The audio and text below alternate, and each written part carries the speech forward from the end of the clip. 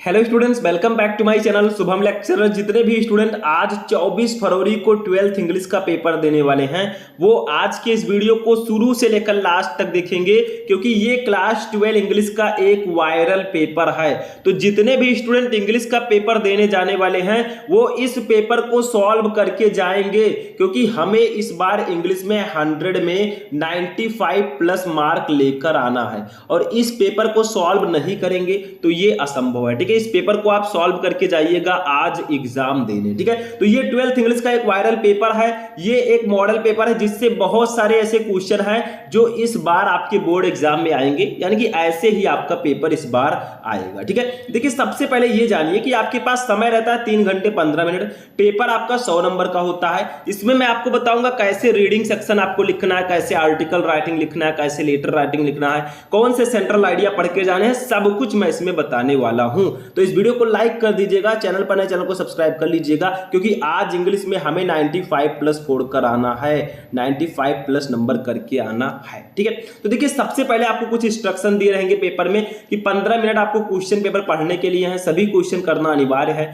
और जो क्वेश्चन जितने नंबर का है उसके सामने दिया गया। सबसे पहले आपका जो इंग्लिश का पेपर है वो 4 सेक्शन में डिवाइड होगा। बताइए कौन कौन सा सेक्शन होगा? Section A, section B, section C और सेक्शन डी, ये 4 सेक्शन में आपका पेपर डिवाइड होगा। सेक्शन ए आपका रीडिंग होगा। देखिए ये आपका सेक्शन ए है, रीडिंग सेक्शन। ये टोटल 15 नंबर का रहेगा। इसमें रहेगा क्या? देखिए इसमें एक पैसेज आपको दे दिया गया, जैसे देखिए लिखा है read the following passage carefully and answer the question that follow. आपको इस पूरे पैसेज को केयरफुली पढ़ना है। थोड़ा और बड़ा है, इसको भी देख लेते हैं। देखिए इतना बड़ा ये पैसेज है, इसको बहुत ध्यान से पहले आपको पढ़ना है। ठीक है, पूरे पेपर को, पूरे पैसेज को। उसके नीचे इसी पैसेज से रिलेटेड 5 क्वेश्चन रहेंगे। देखिए ए है why is man called a gregarious animal, B है what crucial role do our neighbours play in our life, C है how is loving our neighbour equal to loving God, और D हमारा question है कि why is good to have friendly relation with our neighbour, और E वाला आपको 3 आपको vocabularies दिए जाएंगे, यानी कि टोटल 15 नंबर का ये आपका रहेगा। अब देखिए इसमें सबसे खास बात क्या है, ये जितने भी क्वेश्चन दिए गए हैं ए बी सी करके, देखिए जितने भी क्वेश्चन है ए बी सी करके, ठीक है, डी ई, ये सब क्वेश्चन का आंसर आपको इसी पैसेज में मिलेगा। जितने भी क्वेश्चन है सबका आंसर पैसेज में मिल जाएगा। बस आपको ढूंढना आना चाहिए जो स्टूडेंट, क्योंकि आप 12th में आ चुके हैं, इतना तो आपको पता है कि हम कैसे आंसर ढूंढे। जो क्वेश्चन है उसका आंसर इस पैसेज में आप ढूंढ कर लिख सकते हैं। ठीक है, तो इस प्रकार से आपका जो ये 5 क्वेश्चन है नीचे, इन 5 क्वेश्चन का आंसर, ठीक है, 5 क्वेश्चन का आंसर आपको पैसेज में मिल जाएगा। ये 15 नंबर बिल्कुल फ्री होते हैं। फिर भी बहुत सारे स्टूडेंट डरते हैं, डरना नहीं है। जो पैसेज आएगा उसके नीचे जो क्वेश्चन रहेगा उसका आंसर उसी पैसेज में ही रहेगा। ठीक है, कहीं अलग से नहीं दिया जाता। सेक्शन बी देखिए हमारा राइटिंग सेक्शन होगा। ये टोटल 20 नंबर का होता है। इसमें 10 नंबर का आर्टिकल राइटिंग, 10 नंबर का लेटर राइटिंग रहेगा। ठीक है, सबसे पहले क्वेश्चन नंबर 2 आर्टिकल राइटिंग। देखिए right an article on any one of the following topics in about 100 to 150 words, यानी कि 3 टॉपिक आपको दिए जाएंगे। इन तीनों टॉपिक में से किसी एक टॉपिक पर आपको आर्टिकल लिखना होगा 100 से 150 शब्दों में।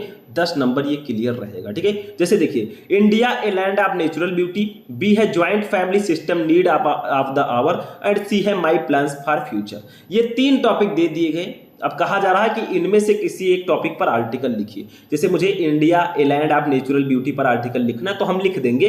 बस आर्टिकल कैसे लिखते हैं, 2-3 पैराग्राफ्स में आप आर्टिकल लिखिएगा। ऐसा नहीं कि एक ही पैराग्राफ में पूरा आर्टिकल लिख दिया, ये गलत तरीका है। जो 100 से 150 वर्ड लिखेंगे आप, तो 50-50 वर्ड के 3 पैसेज आप लिख दीजिए, सबसे अच्छा रहेगा। ठीक है, समझ में आया? और आर्टिकल में क्या क्या इंपॉर्टेंट है मैंने बताया था। Women's education, women safety in India, the festivals of India. ठीक है, उसके बाद में और भी हैं बहुत सारे। ठीक है, ये सब इंपॉर्टेंट हैं।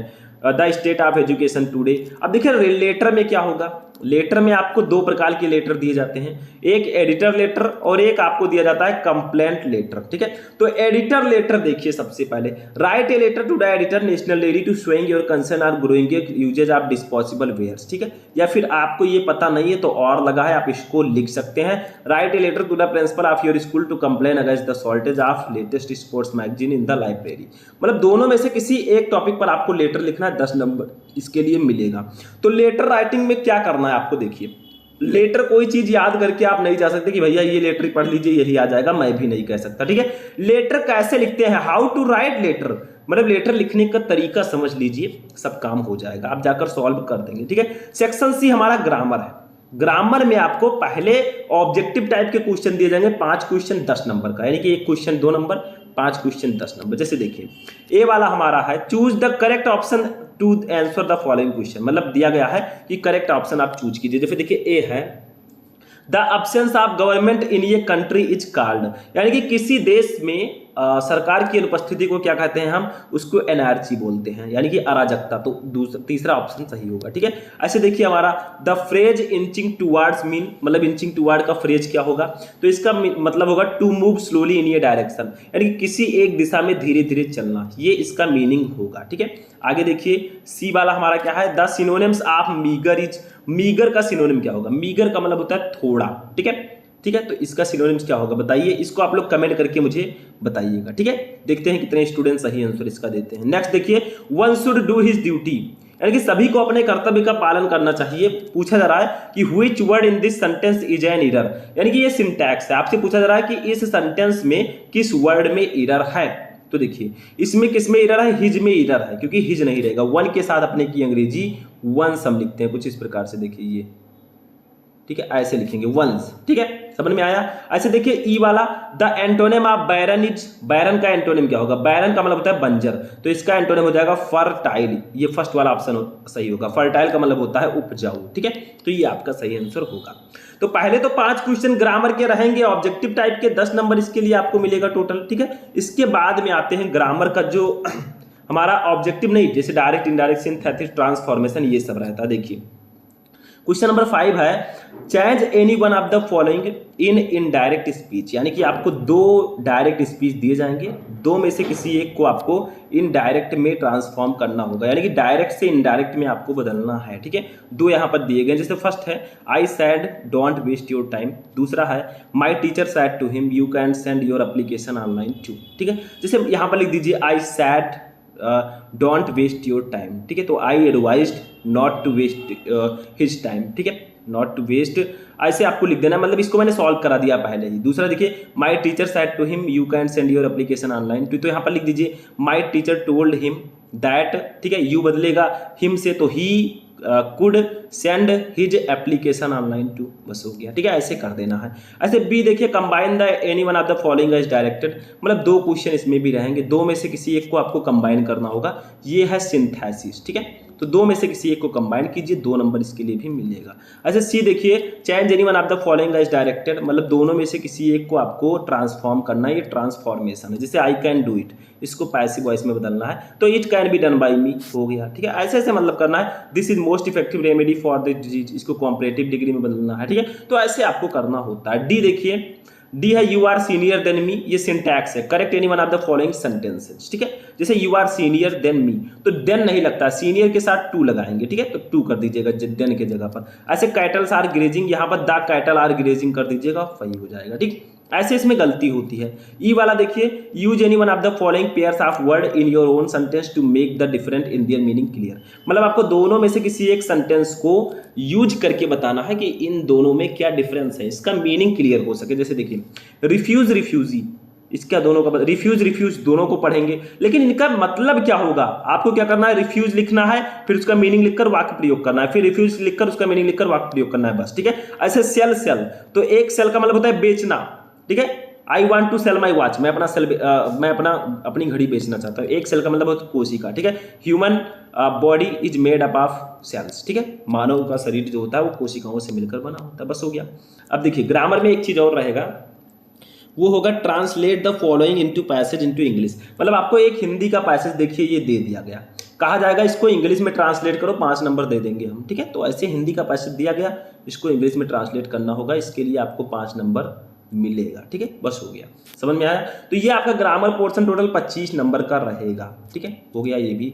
अब नेक्स्ट चलते हैं हम लोग आगे, सेक्शन डी पर आते हैं। ठीक है, सेक्शन डी हमारा है लिटरेचर। देखिए सेक्शन डी है लिटरेचर, ये पूरा जो सेक्शन डी है ये 40 नंबर का अकेले रहता है, क्योंकि इसमें प्रोज, पोएट्री और सप्लीमेंट्री तीनों के क्वेश्चंस रहते हैं। जैसे देखिए क्वेश्चन नंबर 7 देखिए, answer the following question in about 40 words each, यानी कि आपको इनका आंसर लगभग 40 शब्दों में देना है। मतलब ये शॉर्ट आंसर टाइप क्वेश्चन है, 8 नंबर के ये रहेंगे। एक क्वेश्चन 4 नंबर का, 2 क्वेश्चन 8 नंबर का रहेगा। ठीक है, जैसे देखिए ए वाला है, who are the inhabitants of Seemapuri, what do they do for their survival, ये क्वेश्चन है। ठीक है, इसको करिए, नहीं पता तो ये वाला कीजिए, who was Rajkumar Shukla, what did he do to bring Gandhi ji to Champaran, उन्होंने गांधी जी को राजकुमार शुक्ला कौन थे, वो गांधी जी को चंपारण लाने के लिए उन्होंने क्या किया। ठीक है, तो ये भी हो गया। मतलब 2 क्वेश्चन है यहाँ पर, देखिए ए में 2 क्वेश्चन है और लगा है, एक ही आपको करना है। बी देखिए, Why did Mr. Hamel blame parents and himself for not paying proper attention to the study of French? ठीक है, ये नहीं जानते तो इसको कर दीजिए। Why did the peddler consider the world as a rat trap? यानी कि फेरी वाले को ऐसा क्यों लगा कि ये पूरी दुनिया एक चूहेदानी की तरह है। ठीक है, तो ये आपका बी वाला क्वेश्चन हो जाएगा। इसमें भी 2 रहेंगे, एक करना होगा, तो शॉर्ट आंसर टोटल 8 नंबर का रहेगा। ठीक है, 2 क्वेश्चन आपको करना है। एक लॉन्ग क्वेश्चन हम देखते हैं, देखिए question number 8, answer any one of the following in about 80 words, यानी कि आपको 2 क्वेश्चन दिए गए हैं ए बी, दोनों में से किसी एक को लगभग 80 शब्दों में इसका आंसर आपको देना है। ठीक है, जैसे देखिए all we have to fear is fear him itself, justify this statement on the basis of the lesson deep water. ठीक है, ये हो गया। बी देखिए, describe the plight of rag pickers as depicted in the lesson the lost spring. ठीक है, 2 question है, दोनों में से किसी एक का आंसर आपको 80 शब्दों में देना है, ये भी आपको करना होगा 80 शब्द में। ठीक है, तो देखिए क्वेश्चन जो इंपॉर्टेंट थे मैंने बताया था, प्रोज में 2-3 चैप्टर बहुत ज़्यादा इंपॉर्टेंट हैं। कौन कौन से बताइए? प्रोज में मैंने बताया था आपको द लास्ट लेसन हो गया, लॉस्ट स्प्रिंग हो गया, डीप वाटर हो गया, ये सब बहुत ज़्यादा इंपॉर्टेंट चैप्टर हैं। ठीक है, और भी है, जैसे ये जो राइट ट्रैप वाला चैप्टर है, द राइट ट्रैप, ये भी बहुत ज़्यादा इंपॉर्टेंट है। ठीक है, ये हो गया। अब आते हैं क्वेश्चन नंबर 8 पर, ये पोएट्री से होगा हमारा क्वेश्चन नंबर 8, सॉरी हाँ क्वेश्चन नंबर 8 ये हमारा हो चुका है। ठीक है, क्वेश्चन नंबर 9 पर हम आते हैं। देखिए ये पोएट्री से है। देखिए पोएट्री हमारा 10 नंबर का टोटल आएगा, 6 नंबर का स्टैंजा, 4 नंबर का सेंट्रल आइडिया। पोएट्री में कौन कौन से चैप्टर इंपॉर्टेंट है? My mother eight 66, keeping quiet, A think of beauty. इसी चैप्टर से स्टैंजा भी आएंगे और इसी चैप्टर से सेंट्रल आइडिया भी आएगा, तो इन चैप्टर को जरूर पढ़ लीजिएगा, 2-3 चैप्टर। ठीक है, देखिए read the following extract carefully and answer the question that follow. 6 number का ये रहेगा। मतलब आपको एक स्टैंजा इंग्लिश का दे दिया गया, देखिए इसको बहुत ही ध्यान से पढ़ना है और इसके नीचे 3 क्वेश्चन दिए गए हैं। देखिए ए आपका ये 2 नंबर का रहेगा। ठीक है, ऐसे देखिए बी भी हमारा 2 नंबर का रहेगा, सी ये भी 2 नंबर का, यानी कि 6 नंबर आपको मिलेंगे। देखिए ये जो स्टैंजा है ऊपर दिया गया है, देखिए ये वाला जो स्टैंजा है पूरा, इसी से रिलेटेड क्वेश्चन नीचे रहेंगे। तो मैंने बताया 3 चैप्टर आप अच्छे से पढ़ लीजिएगा। 10 नंबर क्वेश्चन देखिए, पोएट्री में सेंट्रल आइडिया आता है। सेंट्रल आइडिया देखिए ए वाला जैसे आपको लिखना है, right the central idea of any one of the following poem. 4 number का ये रहेगा। ठीक है, मतलब 3 आपको कविता दी गई, 3 चैप्टर का नाम दिया गया है, इसमें से किसी एक चैप्टर का आपको सेंट्रल आइडिया लिखना है। और मैंने बताया कि 3 चैप्टर सबसे ज्यादा इंपॉर्टेंट है, keeping quiet, A think of beauty, और एक चैप्टर और है माई मदर एट 66। ये 3 चैप्टर बिल्कुल से तैयार करके जाइएगा, तभी आपको 4 नंबर ये पूरा मिलेगा। ठीक है, अच्छा देखिए अब आते हैं सप्लीमेंट्री रीडर पर। पोएट्री हमारा 10 नंबर का हो चुका है। ठीक है, आप सप्लीमेंट्री रीडर को देखेंगे। देखिए सप्लीमेंट्री रीडर में भी प्रोज की तरह लगभग क्वेश्चन रहेंगे, 2 short answer type question, 1 long question. देखिए answer the following question in about 40 words each, यानी कि आपको क्वेश्चन का आंसर लगभग 40 शब्दों में देना है। 8 नंबर का ये भी रहेगा।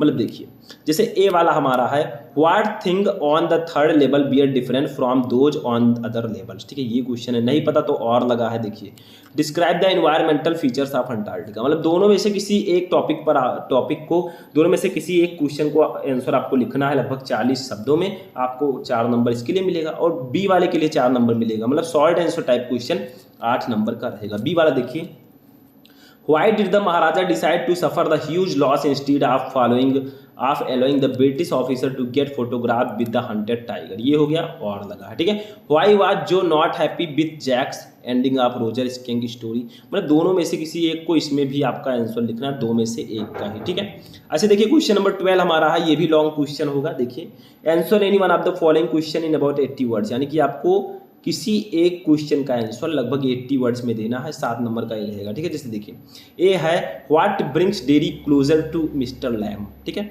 और बी है what impression of Sadao as a doctor and a human being do you form on the basis of the story the enemy. तो मतलब ये आपको 2 क्वेश्चन रहेगा रॉन्ग, एक का आंसर आपको लिखना होगा। इस तरह आपका पूरा इंग्लिश का पेपर आएगा और ऐसे आपको लिखना है। कौन कौन से चैप्टर इंपॉर्टेंट है सप्लीमेंट्री में भी देख लेते हैं, कुछ चैप्टर जो सबसे ज़्यादा इंपॉर्टेंट है मैंने बताया, ठीक है। द थर्ड लेवल काफ़ी ज़्यादा इंपॉर्टेंट है, ठीक है। द टाइगर किंग बहुत ज़्यादा इंपॉर्टेंट है। उसके बाद में the third level, the tiger king और द एनिमी, ठीक है, ये चैप्टर इंपॉर्टेंट है। शुड विजार्ड हिट मॉमी, ये सब चैप्टर इसमें बहुत ज़्यादा इंपॉर्टेंट है, ठीक है। तो इस प्रकार से आपका जो पेपर है इंग्लिश का, क्लास 12 इंग्लिश का, वो ऐसे ही पेपर आएगा, ठीक है। और इसी तरह आएगा, मतलब इसी पैटर्न पर आएगा, ठीक है। और बहुत सारे क्वेश्चन जो मैंने इसमें बताए, सेंट्रल आइडिया मैंने बताया, कौन से चैप्टर इंपॉर्टेंट है, सब कुछ मैंने बताया। तो ऐसे तैयारी करोगे और ये सब पढ़कर जाओगे तो 100 में 95 प्लस लेकर आओगे, ठीक है। तो आज का ये इंटरेस्टिंग वीडियो यहीं पर फिनिश होता है। कैसा लगा आपको ये वीडियो पसंद आया वीडियो को लाइक कर दीजिए, चैनल पर नए चैनल को भी सब्सक्राइब कर लीजिए। तो चलिए मिलते हैं नेक्स्ट वीडियो में नेक्स्ट टॉपिक के साथ, तब तक के लिए जय हिंद।